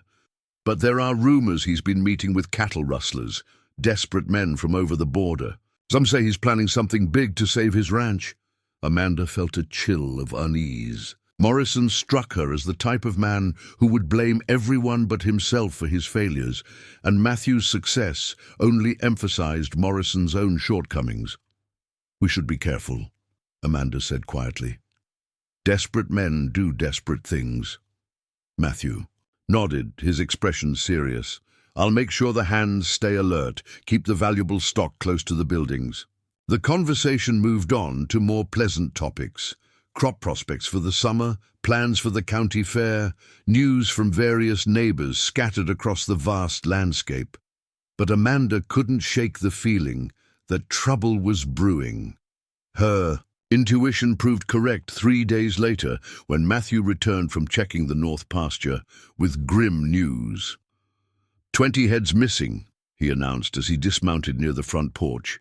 "Cut fence and tracks leading toward Morrison's property." Amanda's blood ran cold. Cattle theft was a hanging offense in frontier justice, but proving it could be difficult when the thieves were clever about covering their tracks. "What do you want to do?" she asked. "I'll ride to town tomorrow, report it to Sheriff Davidson. Let the law handle it properly." Matthew's jaw was set with determination, but Amanda could see the worry in his eyes. "Morrison's playing a dangerous game if he thinks he can steal from me to save his failing ranch." That night, Amanda lay awake listening to every sound outside. The house, her nerves stretched tight with apprehension.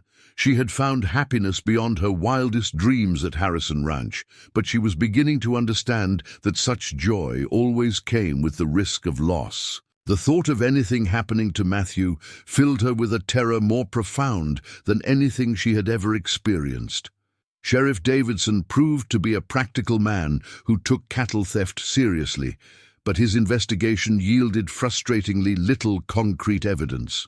The tracks led to Morrison's property, but then disappeared into a maze of hoofprints and carefully obscured trails. Without witnesses or clear proof, legal action was impossible. "Keep your eyes open, Matthew," the sheriff advised as they stood outside his office. "Morrison's desperate, and desperate men make mistakes. When he does, I'll be ready." Matthew returned home that evening with a new rifle and boxes of ammunition, along with instructions for Amanda about emergency procedures, if trouble came while he was away from the house. The romantic bliss of their early marriage was being tested by the harsh realities of frontier life, but rather than driving them apart, the external pressure only strengthened the bond between them. Amanda found herself taking on new responsibilities, learning to handle firearms with deadly accuracy and developing an almost supernatural awareness of the rhythms of ranch life. Matthew, in turn, began including her more fully in business decisions, recognizing that her intelligence and intuition were valuable assets in navigating the challenges they faced. The crisis came in late May, during the height of spring roundup season. Matthew had been working with his hired hands to gather cattle from the far pastures when riders appeared on the horizon, too many riders moving too purposefully to be anything but trouble. Amanda spotted them first from her position in the greenhouse, where she had been transplanting seedlings while keeping half an eye on the surrounding countryside. Her blood turned to ice as she counted at least 8 men, all armed and riding hard toward the ranch buildings. She ran to the house and rang the large bell Matthew had installed for emergencies, its bronze voice carrying clearly across the rangeland. Then she grabbed the rifle from its rack by the front door and positioned herself at the window, where she could see the approaching riders while remaining partially protected.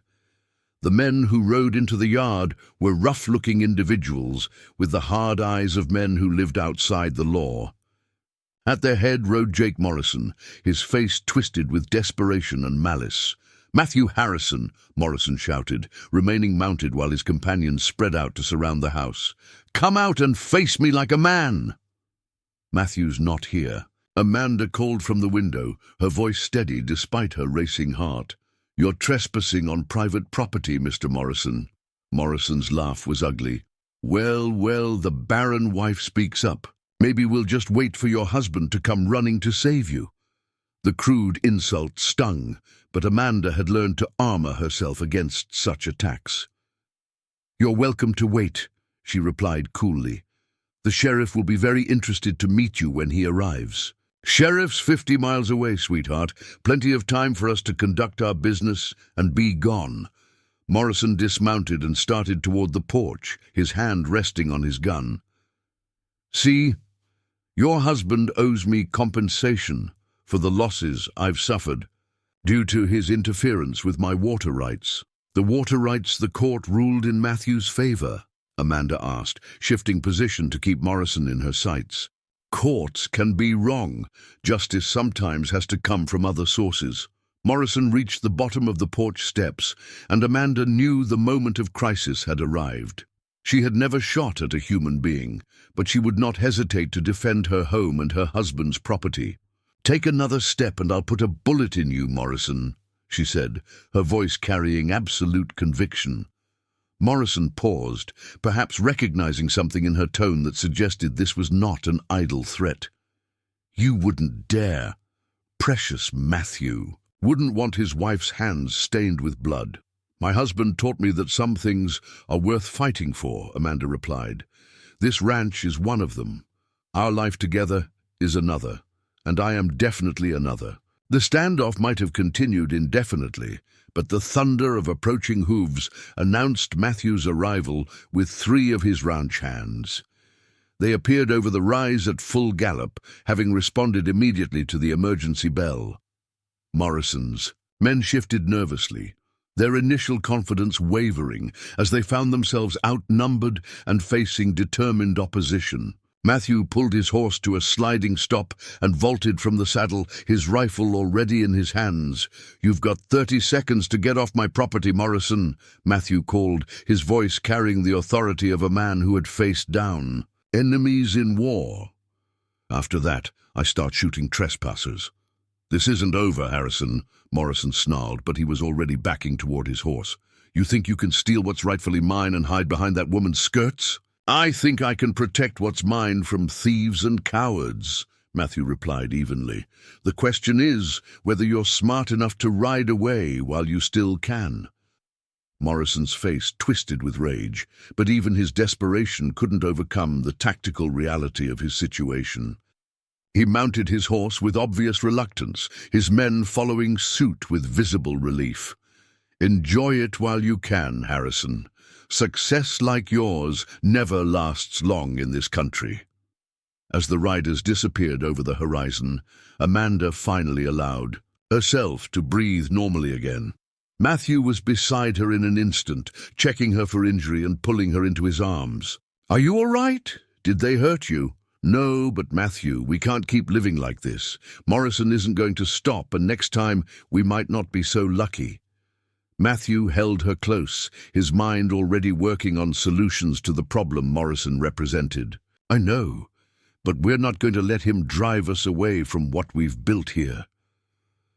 That evening, as they sat on their porch watching the sun set over their prosperous ranch, Amanda reflected on how much their lives had changed since her arrival. As a rejected cast-off from Cedar Ridge, she had found not only love and acceptance, but also strength she never knew she possessed.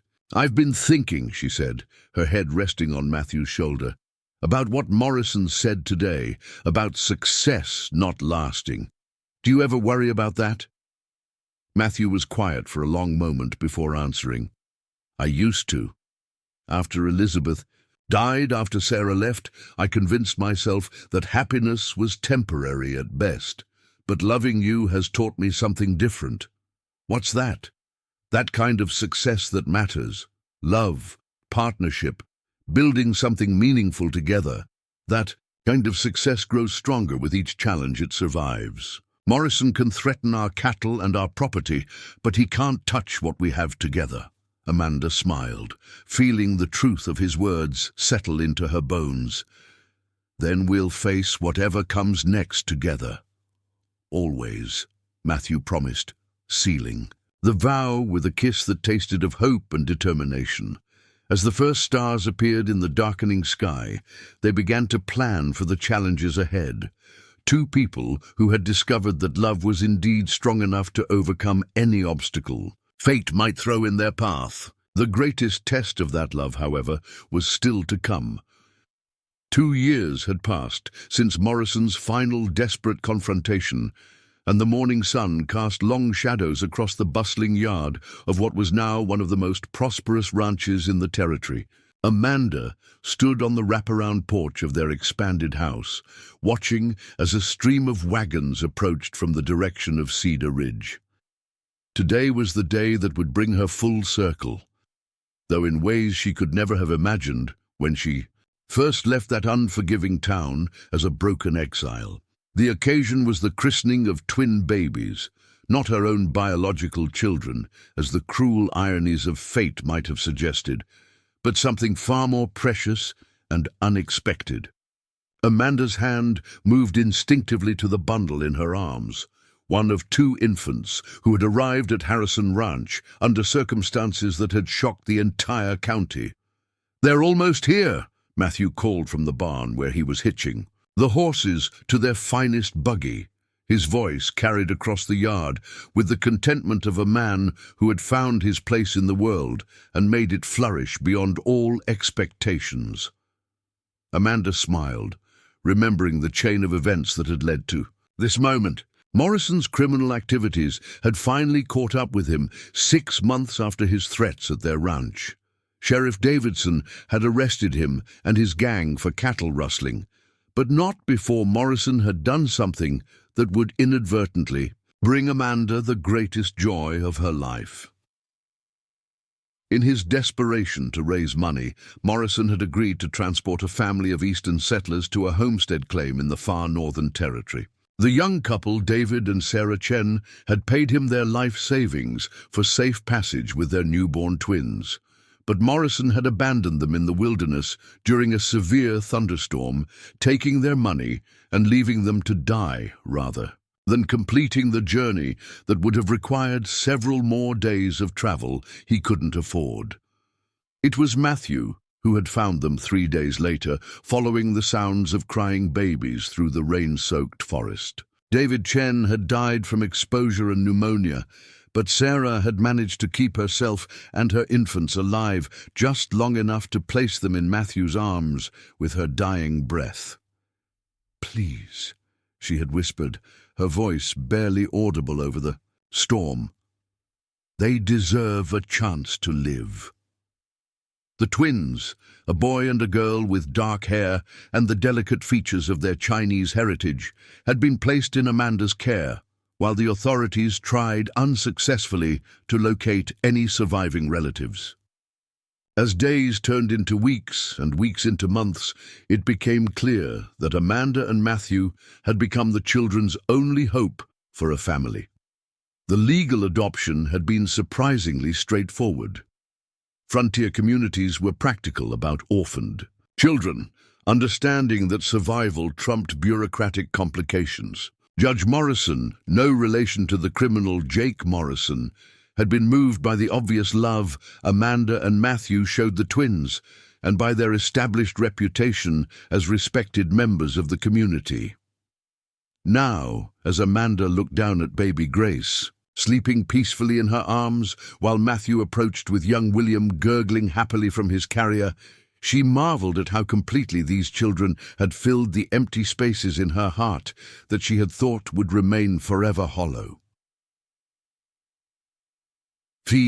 Approaching wagons brought a delegation from Cedar Ridge that would have been unimaginable during Amanda's time of exile.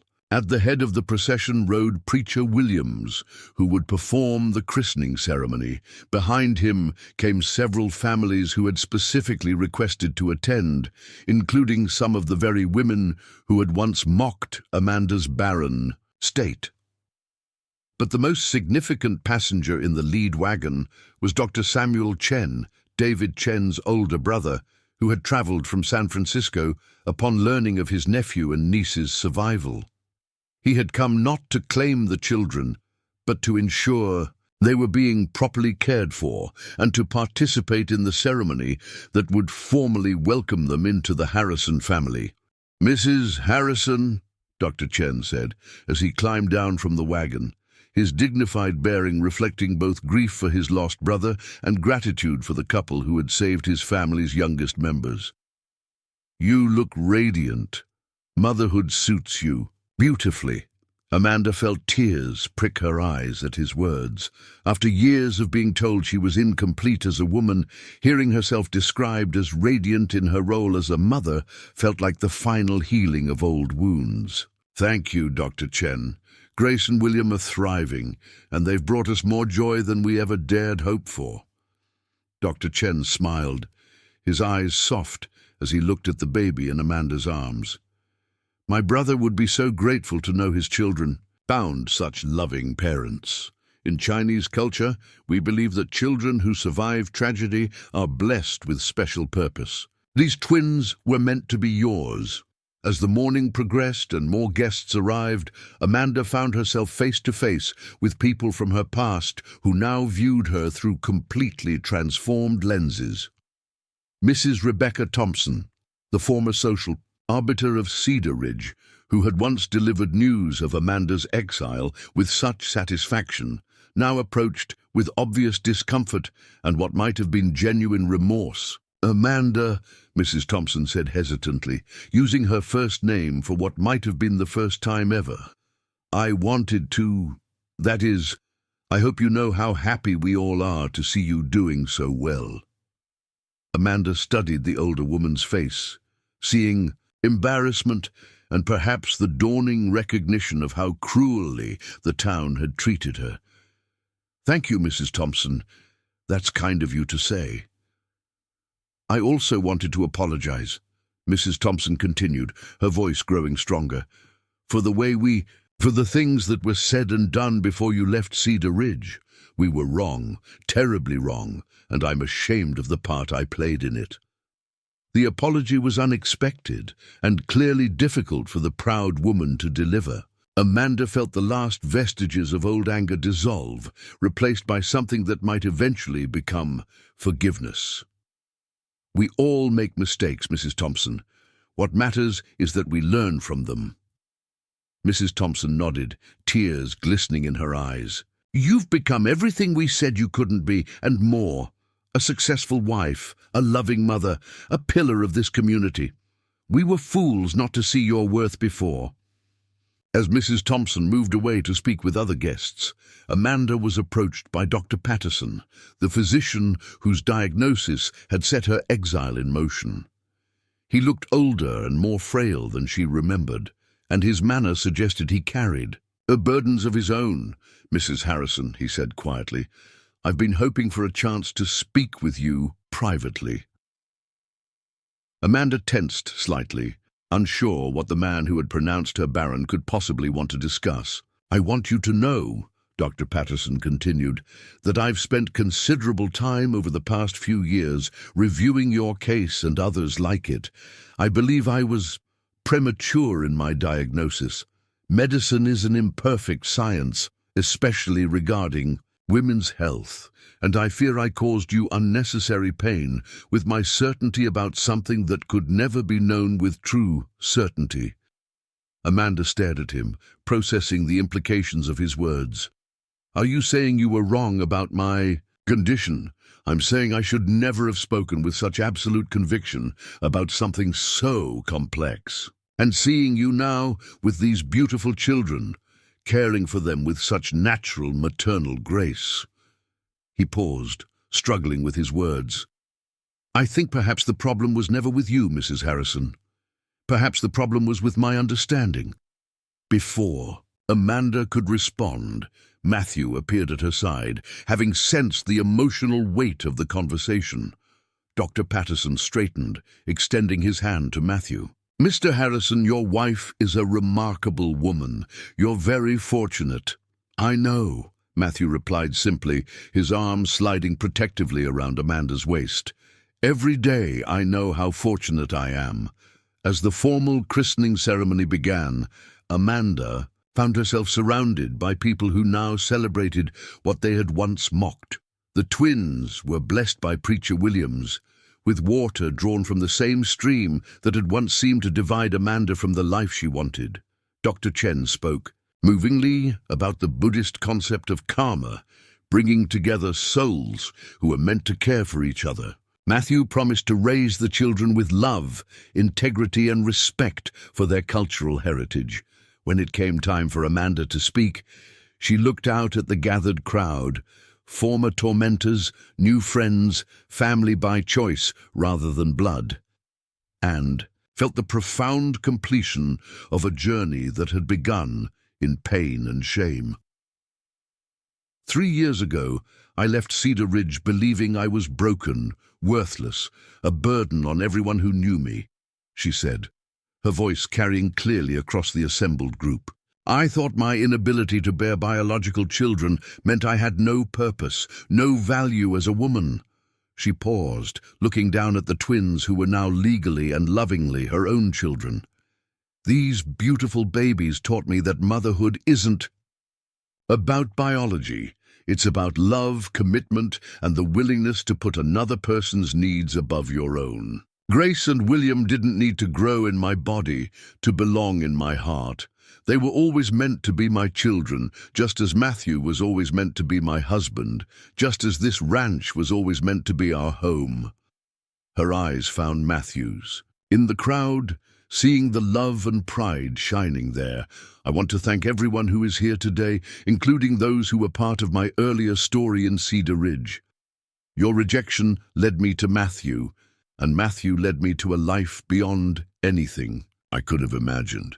Sometimes what feels like the end of everything is actually the beginning of everything you never dared to dream of. As the ceremony concluded and guests began to make their way to the feast Amanda had prepared, she found herself alone for a moment with Matthew and their twins in the spot where the greenhouse stood, the same greenhouse that had become a symbol of their ability to nurture life and beauty in even the harshest conditions. "Do you ever wonder what would have happened if Cedar Ridge hadn't sent you away?" Matthew asked, shifting baby William to his shoulder. Amanda considered the question seriously. "Sometimes. But then I look at what we have now. This ranch, these children, the life we've built together, and I can't imagine any other path leading to something more perfect, even though it started with so much pain, especially because it started with pain. The people who tried to break us made us stronger. The losses we suffered prepared us to recognize real love when we found it. Every cruel word, every moment of despair, every night I cried myself to sleep in that little cabin, all of it led me here, to this moment, to this family." Matthew nodded, understanding the profound truth in her words. Grace and William are going to grow up knowing they're wanted, knowing they belong, knowing that families are built on love rather than just blood. And they'll know that sometimes the most beautiful things grow in the most unlikely places, Amanda added, gesturing to the thriving garden around them. As the sun reached its zenith on that perfect autumn day, Amanda watched her guests enjoying the feast and fellowship, her adopted children sleeping peacefully in their arms, her husband's hand warm and steady in hers. The woman who had once been Cedar Ridge's symbol of failure had become something she never could have imagined, a symbol of resilience, transformation, and the power of love to heal even the deepest wounds. In the distance, she could see the spire of the church in Cedar Ridge, no longer a reminder of judgment and rejection, but simply part of the landscape that had shaped her journey. The town that had cast her out had ultimately given her the greatest gift possible, the push she needed to find her true destiny. Dr. Chen approached as the afternoon began to wane, preparing for his journey back to San Francisco. "Mrs. Harrison, I want you to know that I'll be writing to relatives in China about Grace and William, sharing news of how well they're doing and how much they're loved. Family connections matter, even across great distances." "Of course," Amanda replied. "I want them to know about their heritage, to be proud of where they came from, as well as where they're going. And I hope you'll write to me regularly with news of their progress. Perhaps when they're older, they can visit California and meet their extended family there." Amanda nodded, touched by his desire to maintain connection with the children, despite the thousands of miles that would separate them. It was yet another example of how love could transcend traditional boundaries and create families in the most unexpected ways. As the guests began to depart in the golden light of late afternoon, Amanda and Matthew stood on their porch holding their sleeping children, watching the wagons disappear down the same track that had once carried Amanda away from everything she had known. "I love you, Amanda Harrison," Matthew said softly, his voice filled with wonder, as if he still couldn't quite believe his good fortune. "And I love you, Matthew Harrison, more than I ever thought it was possible to love another person." As the first stars appeared in the darkening sky above Harrison Ranch, Amanda reflected on the miraculous journey that had brought her from despair to joy, from shame to pride, from barrenness to motherhood. She had learned that sometimes the cruelest rejections lead to the most beautiful destinations, and that love, real, deep, transformative love, could indeed be enough to build a life on. The twins stirred in their arms, and Amanda smiled, knowing that tomorrow would bring new challenges and new joys, but that she would face them all with the strength that came from having found her true place in the world. As the evening deepened, Amanda and Matthew carried the babies inside to the nursery Matthew had built during the winter months following their adoption. The room glowed softly with lamplight, revealing hand-carved cribs, a rocking chair positioned perfectly by the window, and walls decorated with delicate watercolor paintings Amanda had created, depicting scenes from Chinese folklore that Dr. Chen had shared with them. "They're going to have such different lives than either of us did," Matthew observed quietly as he settled William in his crib. The baby's tiny fist curled around his father's finger with instinctive trust. Amanda tucked Grace beneath a quilt she had sewn herself, featuring a pattern of intertwined roses and cherry blossoms, a symbol of their blended heritage. Different, but grounded in the same love and acceptance we both craved when we were young. As they stood together watching their children sleep, Amanda's mind drifted to the letter that had arrived just last week from Thomas. Her former husband had written to congratulate her on the adoption and to share news that he had remarried, a young woman from a neighboring town who was already expecting their first child. "I'm happy for him," Amanda had told Matthew after. Reading the letter aloud, he'll be a good father to children who are truly wanted. And his new wife will never have to endure what you went through, Matthew had replied, his voice still carrying traces of anger at how Amanda had been treated. The letter had also contained an unexpected revelation. Thomas had finally admitted that their failure to conceive might not have been entirely Amanda's fault. He had consulted with a doctor in the territorial capital, who suggested that male infertility was far more common than most people realized, but rarely discussed due to social stigma. "It doesn't matter now," Amanda had said, folding the letter and placing it in her correspondence box. "We both found where we belonged." Now, as she adjusted Grace's blanket one final time, Amanda reflected on how completely her understanding of family and motherhood had evolved. The desperate woman who had once measured her worth by her fertility would never have imagined that her deepest fulfillment would come from loving children who shared none of her blood, but all of her devotion. A soft knock at the front door interrupted her thoughts. Matthew frowned, checking his pocket watch. Visitors at this hour were unusual, especially after such a long day of celebration. "I'll see who it is," he said quietly, not wanting to wake the babies. Amanda followed him downstairs, her curiosity piqued. Through the front window she could see a lone figure on the porch, a woman in a traveling cloak, her posture suggesting exhaustion and perhaps distress. Matthew opened the door cautiously, revealing a young woman who appeared to be in her early 20s. Her clothes were dusty from travel, her face streaked with tears, and her condition was unmistakably that of someone in the advanced stages of pregnancy. "Please," the woman said, her voice shaky with emotion and fatigue. "Are you the Harrisons? The ones who took in the Chen babies?" "We are," Matthew replied carefully. "How can we help you?" "My name is Mary Sinclair. I've traveled from Dodge City because I heard you might understand." She paused, one hand supporting her swollen belly. "I'm alone, and I'm due to give birth within the month. The father ran off when he learned about the baby, and my family has disowned me for the shame I've brought them." Amanda stepped forward, maternal instincts immediately engaged. "Come inside, dear. You look ready to collapse." As Mary entered their warm kitchen, her story unfolded in hesitant fragments. She had worked as a schoolteacher until her condition became obvious, at which point she had been dismissed without references. The man who had promised to marry her had disappeared, leaving her with no means of support and nowhere to turn. "I heard from travelers that there was a woman near Cedar Ridge who had been rejected by her community but found happiness anyway," Mary continued, accepting the cup of tea Amanda pressed into her hands.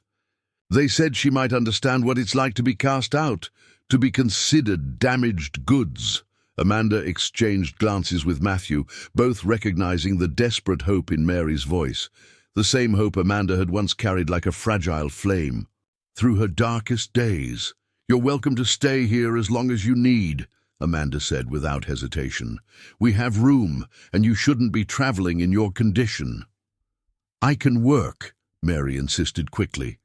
"I can teach the twins when they're older, help with household tasks, and earn my keep. I don't want charity." "It's not charity," Matthew said gently. "It's what neighbors do for each other out here, what does the family does." Over the following weeks, Mary Sinclair became an integral part of their household routine. She proved to be intelligent, hard-working, and genuinely grateful for the sanctuary they provided.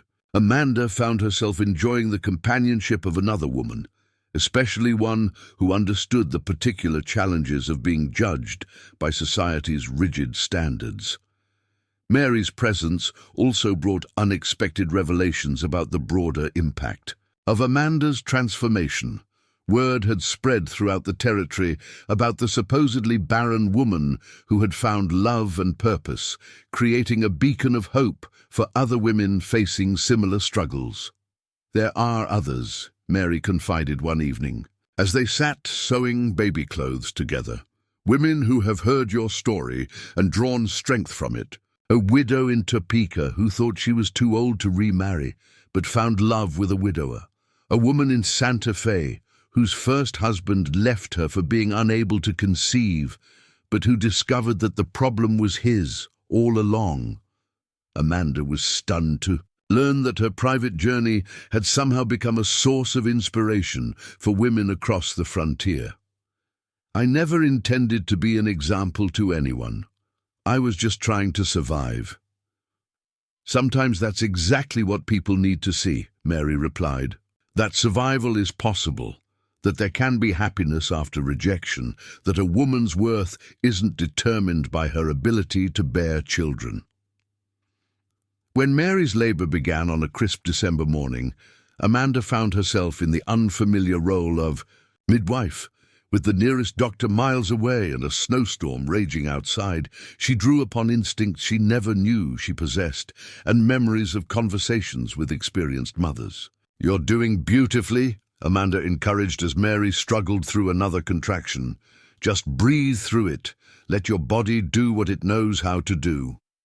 Matthew had been banished to the barn with strict instructions to keep the coffee pot full and the fire stoked, leaving the women to navigate the ancient ritual of birth. As dawn broke over the snow-covered landscape, a healthy baby girl entered the world with a lusty cry that seemed to announce her determination to thrive. Despite her challenging beginning, "She's perfect," Amanda whispered, placing the infant in Mary's arms. "Absolutely perfect." Mary wept as she looked at her daughter, exhaustion and relief and overwhelming love mingling in her tears. "I want to name her Hope," she said. "Hope Amanda Sinclair, if you don't mind the honor." Amanda felt her own eyes fill with tears at the unexpected tribute. "It would be my privilege." As spring returned to Harrison Ranch, their unconventional family continued to grow and evolve. Mary proved to be an exceptional teacher for the twins as they began to walk and babble their first words, while baby Hope thrived under the attention of multiple loving caregivers. The success of their unorthodox household arrangement attracted attention from unexpected quarters. A reporter from the territorial newspaper arrived to interview Amanda about her revolutionary approach to frontier family life, as he called it. The resulting article, titled "Love Knows No Boundaries, The Harrison Ranch Story," was reprinted in papers across the West and even reached some Eastern publications. "Listen to this," Matthew said one morning, reading from a letter that had arrived with the previous day's mail. "Mrs. Harrison, your story has given me courage to leave my unhappy marriage and start fresh in California. Thank you for showing that a woman can build a new life on her own terms." He looked up from the page. "It's signed by someone in Philadelphia." Amanda shook her head in amazement. "I still can't believe that anything I've done could matter to people so far away." "You underestimate the power of your example," Matthew replied. "You've shown that the labels society places on us don't have to define our destiny." One afternoon in late spring, as Amanda worked in her expanded garden while the twins played nearby and Mary taught little Hope to sit up, she noticed a familiar wagon approaching from the direction of Cedar Ridge. Her heart quickened as she recognized the driver, Eric Jacobson, but his usual cheerful demeanor was replaced by obvious concern. "Eric?" Amanda called, wiping her hands on her apron as she approached the wagon. "What brings you here looking so worried?" "There's been trouble in town," Eric replied grimly. "Mrs. Henderson, Eleanor Henderson from the general store. She's been spreading stories about your household, calling it improper and immoral. She's got some of the church ladies worked up, saying you're setting a bad example for the community." Amanda felt a familiar chill of fear, the old anxiety about social judgment threatening to overwhelm her newfound confidence. "What kind of stories?" "She's saying that having an unmarried mother living in your house is scandalous, that you're encouraging women to abandon their proper roles. Some folks are calling for the church to formally censure you." Matthew appeared from the barn, having overheard enough of the conversation to understand the situation. His jaw was set with familiar determination, but Amanda could see the concern in his eyes. "Let them try," he said firmly. "We've done nothing wrong, and we won't be intimidated by narrow-minded gossips." But Amanda knew that social pressure in frontier communities could be devastating, capable of destroying livelihoods and reputations with relentless efficiency. The thought of losing everything they had built filled her with cold dread. "Maybe Mary should find somewhere else to stay," she said reluctantly, "just until this blows over." "No." Mary appeared in the doorway, baby hope in her arms and fierce determination in her voice. "I won't run away from small minds and cruel tongues. You taught me that we don't have to accept other people's definitions of our worth." "Mary's right," Matthew added. "We stand together or we fall separately. I won't let anyone tear apart this family we've built." The confrontation they had been dreading came the following Sunday, when a delegation from Cedar Ridge's church arrived at Harrison Ranch, led by Preacher Williams, and including several prominent women from town. Amanda's heart sank as she recognized Eleanor Henderson among them, her face tight with righteous indignation. "We need to discuss the situation you've created here," Preacher Williams began without preamble. "The community has concerns about the moral example being set." "What concerns?" Matthew asked, his voice dangerously quiet. Eleanor Henderson stepped forward, her eyes blazing with the fervor of someone who believed herself to be fighting a holy war. "This woman," she pointed at Mary, who stood holding hope with quiet dignity, "is living in sin, bearing a child out of wedlock and corrupting the sanctity of your marriage." "Mary Sinclair is a guest in our home who needed help," Amanda replied steadily. "She's committed no crime except trusting the wrong man. She's committed the crime of moral weakness," Eleanor shot back, "and you've compounded it by providing sanctuary for her shameful behavior." The cruel words ignited something fierce in Amanda's chest.